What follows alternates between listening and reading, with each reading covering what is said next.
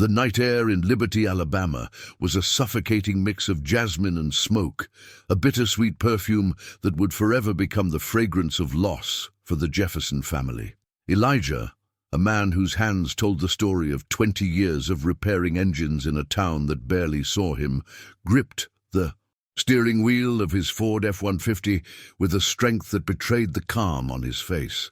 Every muscle in his body was tense, but his eyes, though tired, maintained an unwavering focus on the dark road ahead, a silent promise of an uncertain but desperately needed future.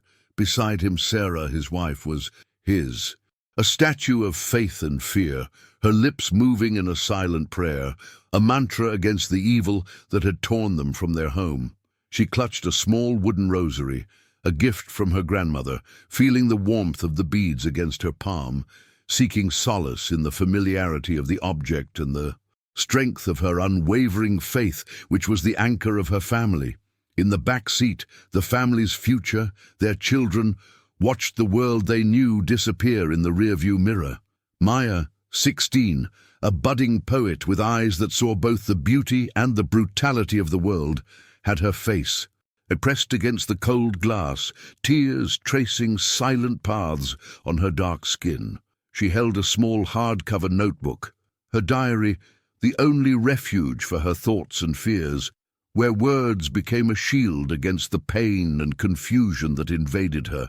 Caleb, with the innocence of his 12 years, was huddled, seeking refuge in the warmth of his sister's body, the smell of smoke in his hair, a pungent reminder of the terror they had just escaped. He dreamed of his remote-controlled car, now a pile of melted plastic, and the injustice of it all weighed him down, a sense of helplessness that was new and frightening, a weight a boy his age should not carry. The day had begun like any other. The morning sun promised unrelenting heat, and Elijah's shop, Jefferson & Sons Auto, a name that carried more hope than reality, was already bustling. Elijah was known for his honesty and skill, a mechanic who could diagnose an engine by sound alone, a gift he had inherited from his own father, who had also struggled to build his business in a hostile environment where a black man's success was often met with suspicion and resentment. But in Liberty, skill and honesty weren't always enough when your skin color was the first and often the only attribute people saw. Mr. Abernathy, a wealthy and influential rancher with a reputation for arrogance and a history of disrespect toward the black community, had brought in his tractor with a complex engine problem. Elijah, with his usual patience, spent the day working on the machine, sweating in the oppressive Alabama heat, his skilled hands moving with precision and dedication, finally fixing it as the sun set, painting the sky orange. The problem arose with the bill. Abernathy, with a disdainful smile Elijah knew all too well, a smile that promised trouble, and that Elijah had seen many times on other white faces, disputed the amount, insinuating that Elijah was trying to deceive him. "It's always the same story with you people," he said, the word "you" laden with a venom Elijah knew all too well, a venom distilled from generations of oppression, and that he felt in every fiber of his being, an old and familiar pain. The ensuing discussion was restrained, but filled with a tension that hung in the air like the dust in the workshop, a tension Elijah felt in his bones, a foreboding of something bad. Elijah, firm but respectful, defended his work and his price, citing the cost of the parts and the hours of skilled labor he had dedicated to the tractor, explaining every detail with the calm of someone who knows he is right. Abernathy, furious at being challenged by a black man, threw a wad of cash on the counter, far less than the amount owed, and left, his last words a veiled threat. "You'll regret this, boy. Nobody challenges an Abernathy in Liberty. Nobody."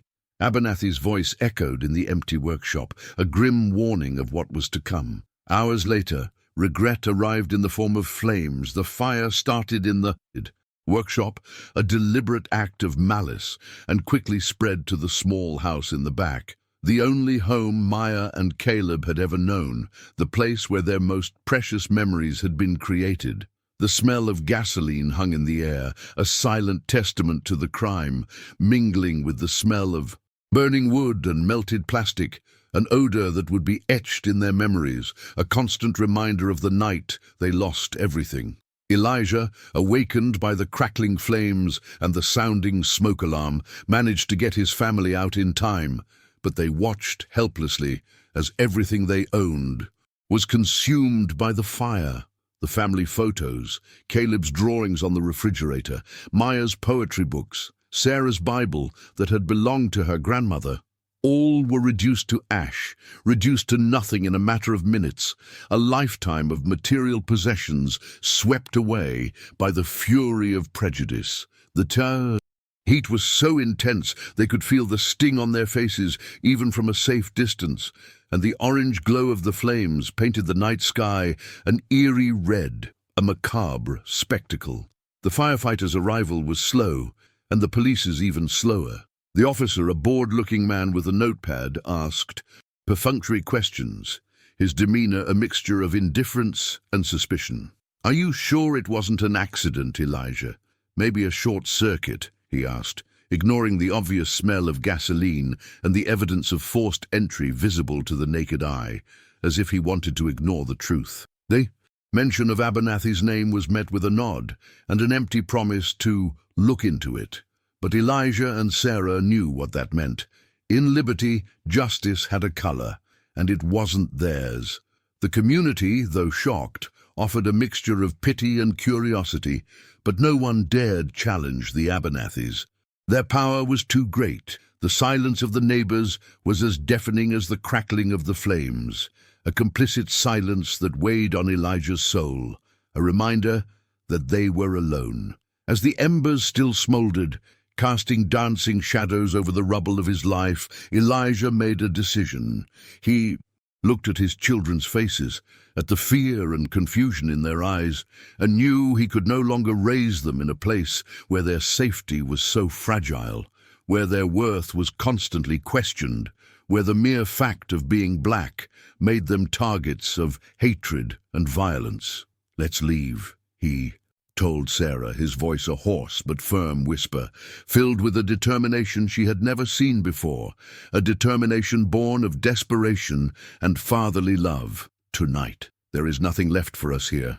We cannot stay where we are not safe, where we are not respected, where we cannot dream of a future." They grabbed what was left, the pickup truck, the clothes on their backs, a box of documents Sarah had managed to salvage, including birth certificates, the title deed to the garage, now worthless, and some old, faded but memory-filled photos. They also grabbed a small amount of emergency money they had saved for a rainy day, a reserve fund that now became their only hope of survival.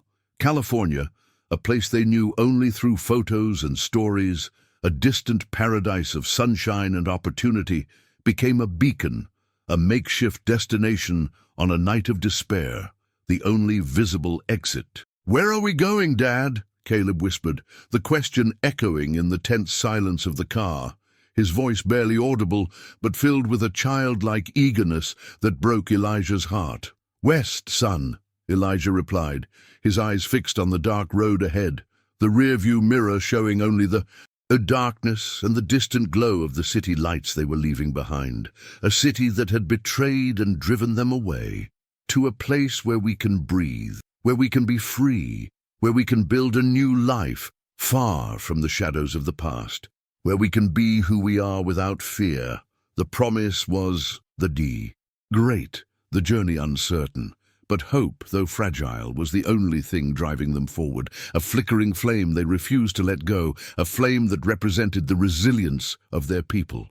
America unfolded before them, a patchwork of stunning landscapes and a human ugliness they couldn't ignore. The pickup truck, a refuge of metal and glass, became their world, a microcosm of their struggle and resilience, a sanctuary on wheels, their only home.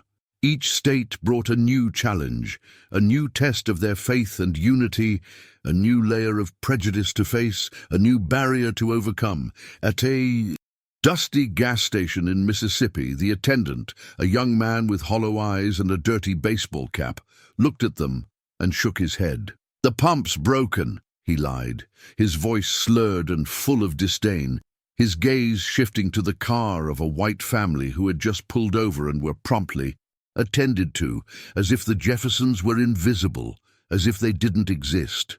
Sarah, with a dignity that was her armor, gently tugged on Elijah's arm, feeling the anger vibrate through him, an anger she knew they couldn't afford to express, for any reaction could have disastrous consequences. "God is testing us, dear. We will not fail. We must be stronger than their anger, wiser than their ignorance. Our strength lies in our unity." They pressed on, the tank nearly empty, the humiliation an open wound, but Sarah's determination was a balm, a silent force that drove them forward, a rock in the midst of the storm. With every mile the landscape changed, but the shadow of prejudice seemed to follow them like a persistent ghost, manifesting itself in suspicious looks, in denied services, in silences laden with meaning, in doors slammed in their faces, in whites-only signs that, though illegal, were still respected in many places. The road was long, and at each stop the same story repeated itself, a painful symphony of rejection that tested the limits of their patience and faith. In New Orleans, the city of jazz and joy, they encountered a more subtle but equally cutting hostility. Looking for a place to stay, they were rejected by 3 different motels, all claiming no vacancies for a black family, while white couples came and went with keys in hand, their laughter echoing in the hallways, a sound that seemed to mock their situation. The night was spent in the car, parked on a dimly lit street, to the distant sound of a saxophone that seemed to weep with them, a melancholic melody that mingled with their own sighs of exhaustion and frustration, a soundtrack to their pain. Maya, unable to sleep, wrote in her journal by the light of her cell phone, the words a stream of anger and sadness. "They don't see us," she wrote, her handwriting shaky, tears staining the ink, mingling with the words. "We are ghosts in this land our ancestors built. Our voices are silenced, our stories erased, as if we never existed, as if our contribution were null." With each rejection, each look of contempt, the Jefferson family felt the weight of history on their shoulders, the memory of generations of struggle for recognition and dignity, a struggle that seemed never-ending, a constant battle for existence itself. Sarah, in particular, felt the burden of protecting her children's innocence, trying to filter out the cruelty of the world without blinding them to the brutal reality that surrounded them, preparing them for what was to come. She told stories of resilience, of how her ancestors had overcome even greater adversity, instilling in them a sense of pride and strength, reminding them that true freedom lay in their minds and spirits, that no one could take that away from them. It was in Texas that the journey took an unexpected turn, stopping at a small roadside diner, an oasis amid the arid wilderness, for a hot meal. Their first in days, they met another black family, the Carters, who were also traveling. The conversation began with a nod, a silent acknowledgement of souls in transit, and soon blossomed into an exchange of stories and experiences, an instant connection that only those who share the same struggle can understand, a bond of solidarity. The Carters were on their way to Arizona, to a community called Hope. "It's a place founded by our ancestors after emancipation," said Mr. Carter, an amateur historian with a twinkle in his eye and a passion for the history of his people, his voice filled with pride and reverence. "A place where we can be ourselves, unapologetically, where our culture is celebrated and our history is honored, a haven of peace and dignity, a sanctuary for our people." He spoke of a hidden treasure, not of gold, but of stories, of documents proving ownership of the land and the story of its founding, a legacy of resistance and freedom that had been carefully preserved for generations. His wife, upon hearing the Jefferson story, handed Sarah a small bundle of dried herbs and a protective amulet, a small cloth bag with seeds and stones, a good luck talisman. For protection, she said with a warm smile and a look of deep understanding. The road is long and full of dangers, but faith and community are your strongest shields. Hold fast and you will find your way. God bless you. Mrs. Carter, a woman of ancient wisdom, saw the anguish in Sarah's eyes and shared a glimpse of her own journey, of how faith and community were the pillars that kept them standing, of how unity was the key to survival.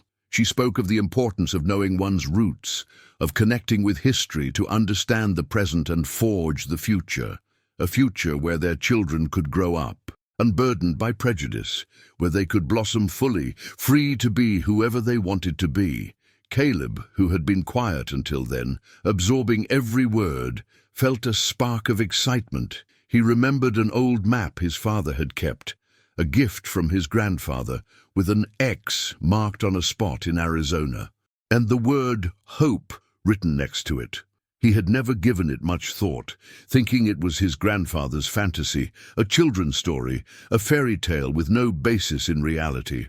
Now, Mr. Carter's words brought the legend to life, transforming it into a real possibility, a tangible destination, a purpose for their journey. As the truck pulled back onto the road, Caleb pulled the map from his backpack, his hands trembling slightly with the thrill of discovery, with the feeling that something big was about to happen.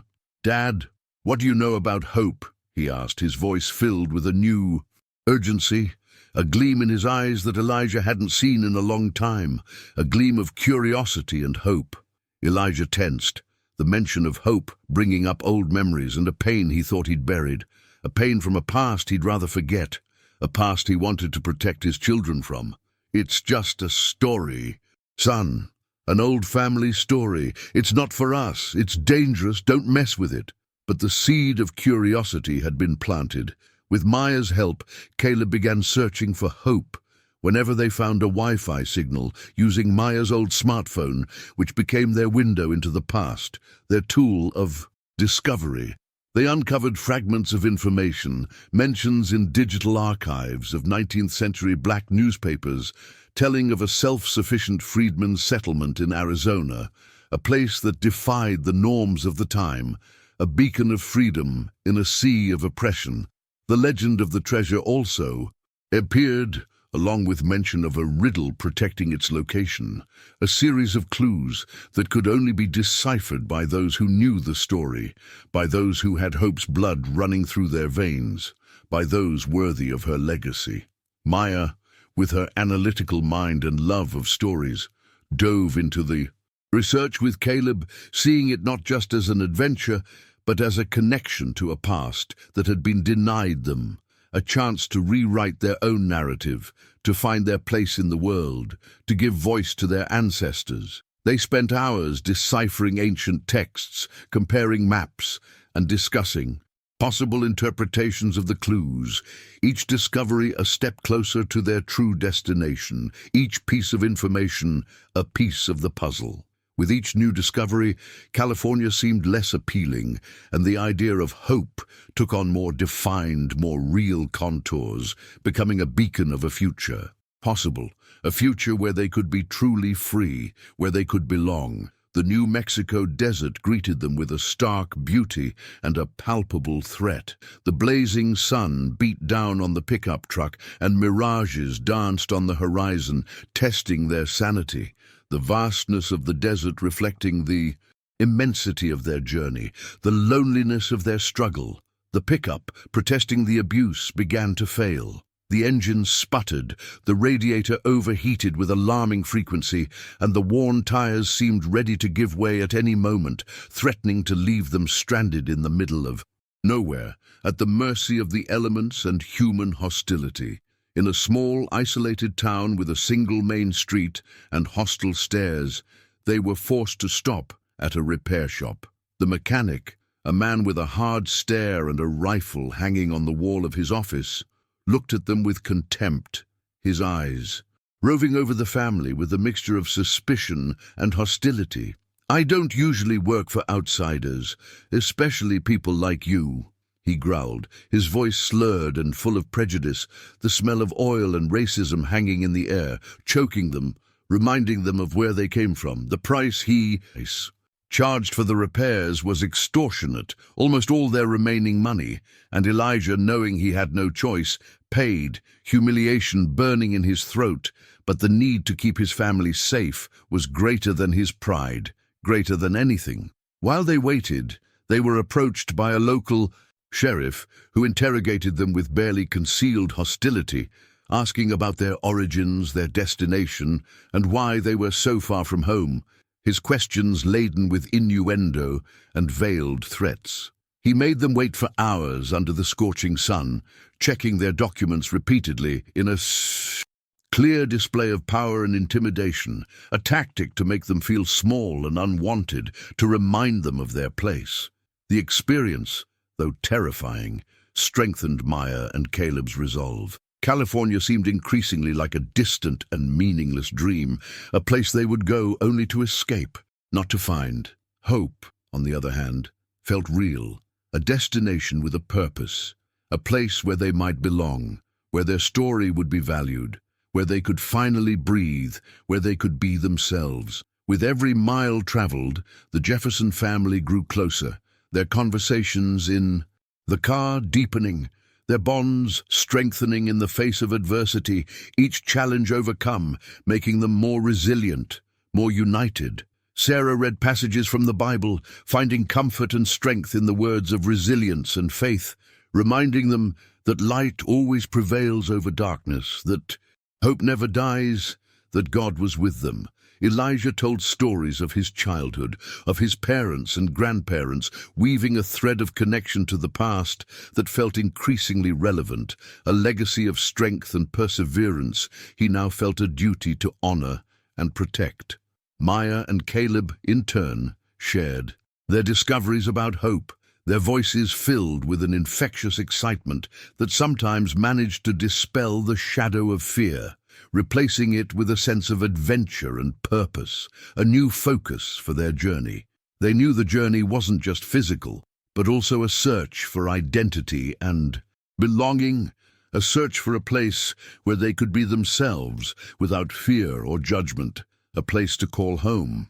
As they entered Arizona, the landscape became a canvas of reds and oranges, the towering rock formations like sentinels of a forgotten time, sculpted by wind and history, each stone telling a 1,000-year-old story, each canyon a testament to time. The air was dry and warm, but it carried a scent of earth and freedom unlike anything they had ever smelled before, a scent of promise, of a new beginning.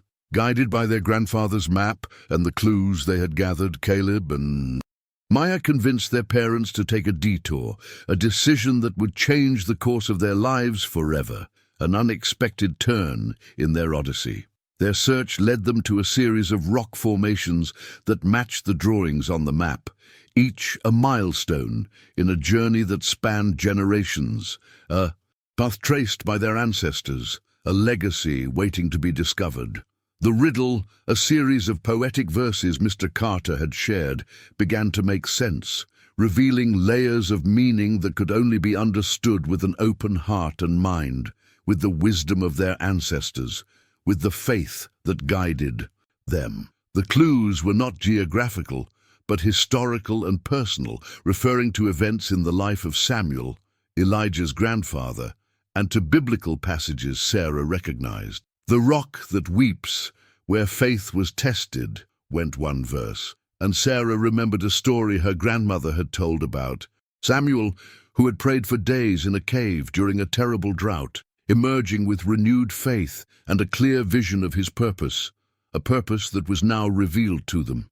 "The river that dried up, but life flourished," another verse, and Elijah recalled the resilience of his ancestors who transformed arid lands into fertile fields with hard work and innovation, a testament to their ability to overcome any adversity, to their unwavering strength. The trail led them to an old copper mine, its entrance hidden by a dry waterfall, now just a trickle of water trickling down the rocks, a natural veil that protected the secret of generations, a secret that was about to be revealed. Inside, the darkness was total, a sepulchral silence broken only by the occasional trickle of water, but the flashlight revealed a series of symbols engraved on the walls, a mixture of ancient African script and Masonic symbols, a secret language Samuel had used to protect his legacy from prying and malicious eyes, a code only the family could decipher,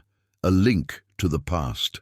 It was Sarah, with her keen intuition and deep knowledge of family history, who deciphered the final sequence, realizing that the riddle pointed not to a location, but to a specific date and time when the summer solstice sun would illuminate a specific spot on the mine wall, an astronomical event Samuel had foreseen and incorporated into his plan, a plan unfolding before them.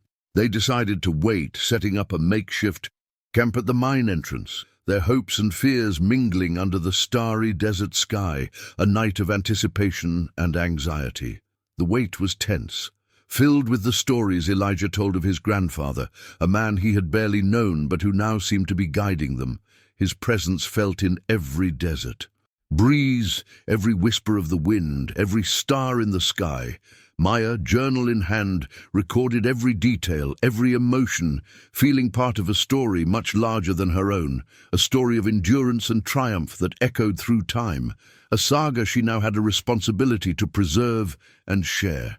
Caleb, for his part, was ecstatic, the adventure of his life unfolding before his eyes, the promise of a real treasure, not of gold, but of something far more valuable, the truth about his family and his legacy, the key to his future.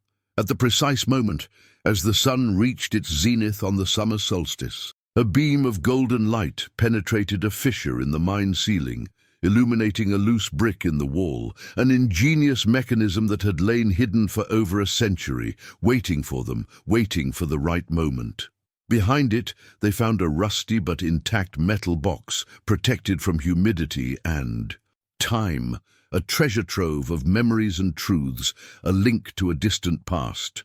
Inside was not gold, but leather-bound diaries, letters yellowed with age, a meticulously preserved land deed, and a daguerreotype of a man and a woman with proud, defiant eyes, Samuel and his wife, the founders of Esperanza.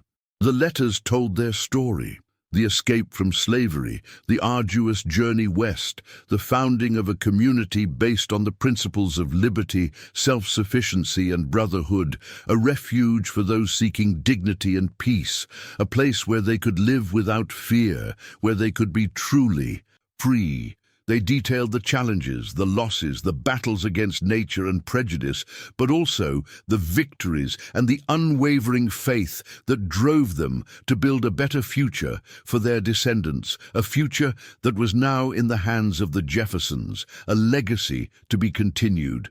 But the most shocking revelation was in one of Samuel's last letters, written in a firm handwriting, but with the ink faded with time. He wrote about the Abernathy family, the same Abernathys of Alabama, who had been the slave owners from whom he had escaped. The Abernathys never forgave the loss of their property and spent generations trying to find Samuel and destroy what he had built, driven by a mixture of greed and racism, a sick obsession that spanned time. The fire was not a random act of racism. It was a calculated attack, the latest attempt at a centuries-old vendetta, a persecution that spanned time and generations, a shadow that had followed them for hundreds of miles from Alabama to Arizona, a cycle of hatred that seemed to have no end. The treasure, the box of documents, was legal proof of ownership of the land of Esperanza, a bulwark against the claims of families like the Abernathys, who still believed they had a right to what Samuel had earned with so much sweat and blood. The riddle was not only to protect the treasure, but to test the resilience and wisdom of Samuel's descendants, ensuring that only those who carried the spirit of Esperanza in their hearts would find it, those willing to fight for their freedom and their legacy, for their very existence, for their right to be. California, with its empty promises of a generic new beginning, vanished from their minds. Their destiny lay there, in that hidden valley, a legacy that called them home, to a place where their history was a foundation, not a burden, where their identity was celebrated, not questioned, where they could finally be themselves. Following the letter's final instructions, they found the community of Esperanza. It was no ghost town, but a vibrant place, with houses built in harmony with the landscape, solar panels glinting in the sun, and children running free, their laughter echoing among the mountains, a sound of pure joy and freedom that filled everyone's hearts. They were greeted by an elderly woman, the community's matriarch, a towering figure with wise eyes and a welcoming smile, who recognized them not only by Elijah's resemblance to Samuel, but by the light in their eyes, the same light of determination and hope she saw in her ancestors, the same flame that had guided Samuel. Their arrival was celebrated as the return of a prophecy, proof that the spirit of hope had never died, merely waiting for the right moment to manifest itself again, to rekindle the flame. The matriarch, with tears in her eyes, embraced Sarah and Elijah, saying, "You are home, home at last. The circle closes, and the legacy continues. Your ancestors' struggle was not in vain. You are living proof of that." The Jefferson family found more than a refuge. They found a home and a purpose. Elijah, with his mechanical skills, helped keep the community's generators and tractors running. His practical knowledge, a boon to the community's self-sufficiency, ensuring the community thrived and remained independent, a pillar of strength. Sarah, with her unwavering faith and quiet strength, became a counselor and spiritual leader. Her words of wisdom calming hearts and inspiring the community to face challenges with courage and unity, to keep the flame of hope alive, to guide their people. Maya, inspired by the story of her ancestors and the vibrant life of Esperanza, began writing the community's saga, her poetry giving voice to generations of struggle and triumph, ensuring that Esperanza's story would never be forgotten, but rather celebrated and passed on to future generations. A legacy of words. And Caleb, the young detective, became the apprentice to the guardian of history, delving into the community archives, ensuring that the legacy of Samuel and all who came before him was preserved and honored. A guardian of memory, a link between the past and the future, the bridge for generations to come. They had lost everything to find what truly mattered. The journey had been brutal, but it had led them home, to a place where the name Jefferson was not just a name, but a legacy, and where hope was not just a word, but a way of life, a philosophy that guided every step, every decision, every breath. The Odyssey had ended, but a new life full of hope and purpose was just beginning, rooted in the land and the history of their own ancestors. The Jefferson family together had reached their true destination, a home forged in resilience and the promise of a better future, a future they would now help build brick by brick, story by story, for generations to come. The irony that the same family that had persecuted them for generations had unwittingly led them to their true home was not lost on them. The Abernathy's revenge, in its blindness, had become the catalyst for the rediscovery of a legacy, transforming tragedy into triumph, hatred into a path to freedom. And so, the Jefferson family, once fugitives, became the guardians of a future, a living testament that hope, even on the darkest of roads, always finds its way home. The community of hope, a beacon of black resilience, flourished, and the Jeffersons, now an integral part of its tapestry, knew that their true journey had only just begun, a journey of building, teaching, and celebrating their heritage. They had found not just a place, but a purpose, a home where freedom was not just an ideal, but a reality lived every day, a place where they could finally be free to dream, to create, to live without fear, to be fully human.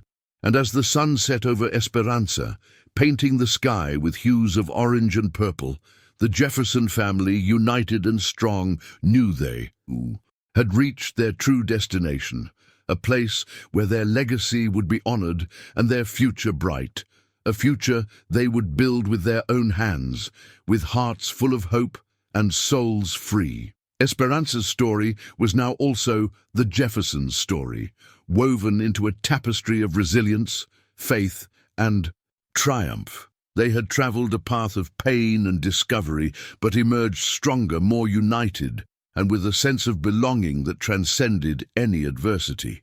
The pickup truck, now permanently parked in Esperanza, was a silent monument to their journey, a reminder of where they came from and what they had overcome. Nights in Esperanza were different from nights in Liberty. There was no smell of smoke, no complicit silence. There was the sound of laughter, music, and stories being told around campfires, under a starry sky that seemed to bless them. Maya read her poems to the community, her words resonating with the truth and beauty of her experience. Caleb, with his map and his newfound knowledge, guided visitors through the community archives, sharing Samuel's story and the enigma that had brought his family there. Elijah and Sarah, with the wisdom of their own trials, helped guide the community, their hearts filled with gratitude and a deep sense of peace. They had found their place in the world, a place where they could be themselves, where their color was celebrated, and where hope was a living promise, renewed with each dawn. The Jeffersons' odyssey had come to an end, but Hope's saga, with them as her new guardians, was just beginning, an eternal testament to the strength of the human spirit and the unwavering pursuit of freedom and dignity. And so, under the vast Arizona sky, the Jefferson family, finally home, looked to the future with hearts full of gratitude and the certainty that together they could overcome anything. Samuel's inheritance was not just the land, but the idea that true freedom lies in the ability to build one's own destiny, to forge one's own story, and to never, ever give up hope. And they, the Jeffersons, were living proof of this truth. They were hope, and hope was theirs, forever. Every day, new families inspired by the story of the Jeffersons and the Carters arrived in Hope, seeking refuge and a new beginning. The community grew, becoming a beacon of resilience and a model of self-sufficiency. The Abernathy story, though a stain on the past, served as a constant reminder of the importance of protecting their freedom and their legacy. But in Hope, hatred had no place. Only unity, faith, and the unwavering belief in a better future.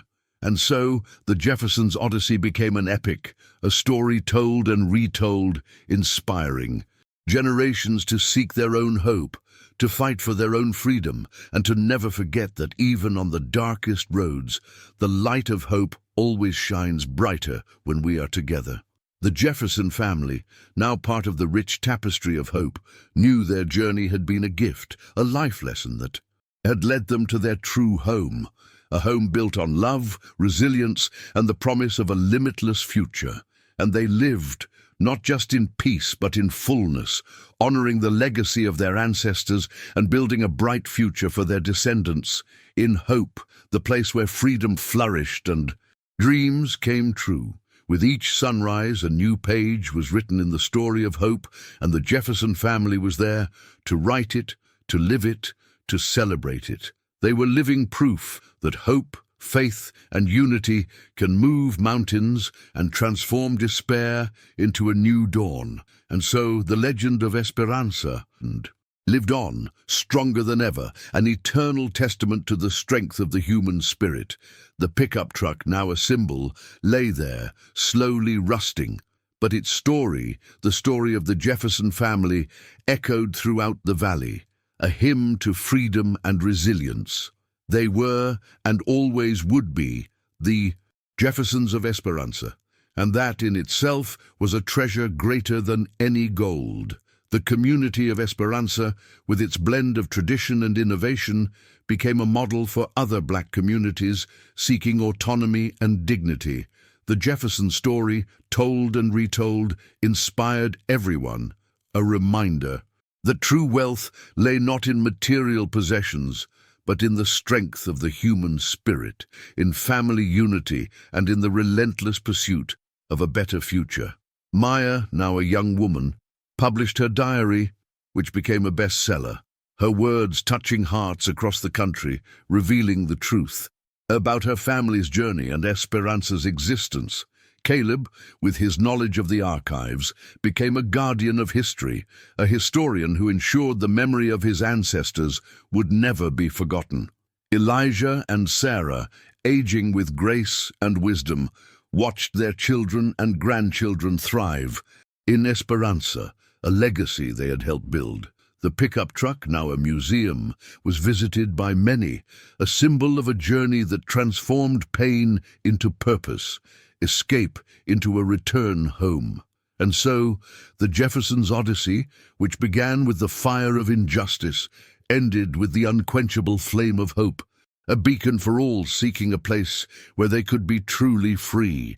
Their story was the story of many, but in Esperanza they found their own version of freedom, a place where the past was honored, the present lived with purpose, and the future built with the hands of all, a future bright and full of promise. They were the Jeffersons of Esperanza, and their story would echo for generations, a testament to the unwavering strength of the human spirit.